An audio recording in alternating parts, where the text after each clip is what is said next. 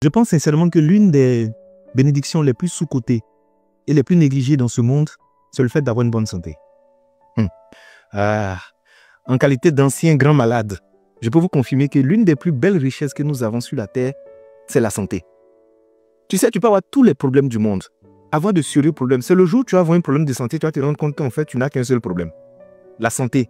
C'est l'une des richesses les plus silencieuses, les plus précieuses, les plus dangereuses, les plus délicates qu'on possède. Mais malheureusement, les hommes négligent ça. Je ne dis pas qu'on n'a pas de problème. Effectivement, on a des problèmes. Mais si tu as un problème de santé, c'est là que tu vas te rendre compte que tes vrais problèmes commencent maintenant. Vous savez, on est passé par des endroits. On a rencontré des personnes qui parlaient avec arrogance, avec suffisance. On voyait des personnes qui criaient « Tu sais qui je suis? Je vais te créer des problèmes. Je vais te faire vivre un enfer. » Le jour où les personnes sont bien malades, c'est là qu'elles se sont rendues compte qu'elles ne sont absolument rien. Je vous dis, le fait d'ouvrir ses yeux le matin et d'être en bonne santé, d'être capable de vaquer à ses occupations, de donner des commandes à son corps et puis son corps l'exécute sans qu'il y ait des blocages, c'est l'une des plus grandes bénédictions au monde. C'est pourquoi je dis quelqu'un qui a la santé ne peut pas dire que cette personne est pauvre. Elle doit juste se dire, je n'ai pas encore eu l'argent, mais la richesse seulement je l'ai en moi. Je veux vraiment, en parlant de cette vidéo, dans cette vidéo, donner un message d'espoir à toutes les personnes qui sont malades, qui ne croient même plus en leur guérison. Vous savez, tout le monde peut guérir. Moi, je faisais 27 kilos. Ils m'ont diagnostiqué une maladie chronique. C'est-à-dire, même les médecins, les experts étaient pessimistes en voyant mon cas. J'ai été mis au CHU et il y a un endroit qu'on appelle le peut-être. C'est-à-dire, on n'est pas très sûr que tu as sorti, on te balance là-bas. Ils m'ont placé aux urgences, au départ.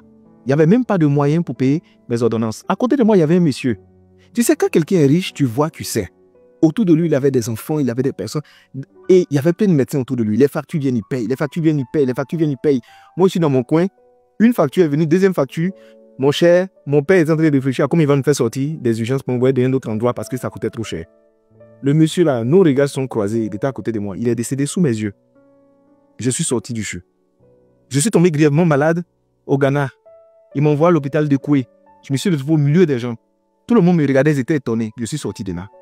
C'est cette maladie qui était lourde. Et en ce moment, c'est-à-dire, même marcher 5 mètres, c'était difficile. Me laver, c'était compliqué. C'est en ce moment qu'en fait, l'humilité te gagne. Et puis toi, tu t'assois et puis tu dis, mais moi, mais c'est rien quand même. Hein. C'est notre caleçon qui est gros. Sinon, il n'y a rien dedans. Je vous assure. C'est pourquoi je vais dire aux personnes qui aujourd'hui ont une bonne santé, préservez votre santé au-delà de tout. Il y a des gens qui prennent tous des risques dans leur alimentation, dans leur vie au quotidien. Tu es jeune comme ça, tu marches, tu es essoufflé. Tu ne fais pas de sport. Tu te nourris mal. Tu ne dors pas. Tu es en train de chercher l'argent en longueur de journée. Tout l'argent que tu cherches, c'est pour la santé. Le jour où tu vas perdre la santé, tu vas courir maintenant chercher l'argent. Voici le problème des hommes.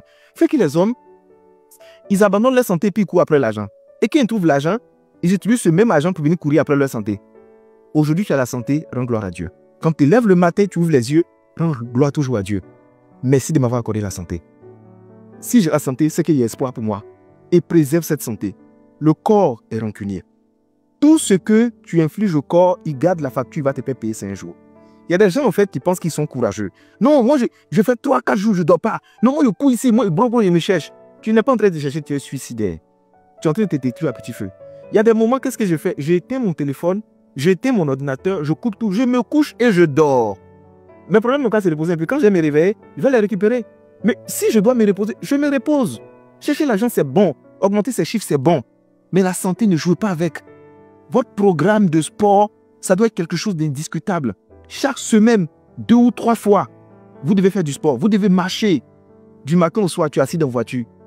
Tu manges gras, tu manges sucré, tu manges salé. Quand tu écrases même le cuve comme ça, là même là, tu souris comme ça, tu es content. Tu mélanges les alimentations qui sont bizarres. Il n'y a même pas de choses qui sont caloriques. Et plutôt, tout est calorique et tout est transformé. Fais attention à ta santé.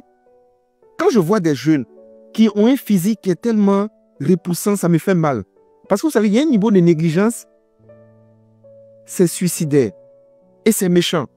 Donc je vous dis aujourd'hui, la plus grande des bénédictions que nous avons sur la terre, la plus grande des richesses, c'est la santé. Préservons notre santé avant que le pire n'arrive. Pour l'instant, tu es en santé, tu es convaincu que rien ne peut t'arriver. Pourtant, ça se passe vite.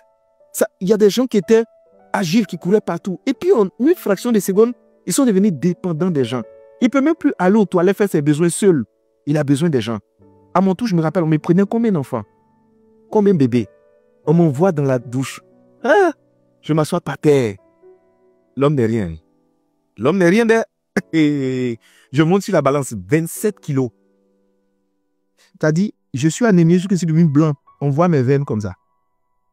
C'est pourquoi quand souvent je suis là, j'ai décidé d'être humble, de respecter les gens, de croire en Dieu et de vivre vraiment caché sans faire du mal aux gens, quoi. Parce qu'en vérité, on parle beaucoup, mais on n'est absolument rien.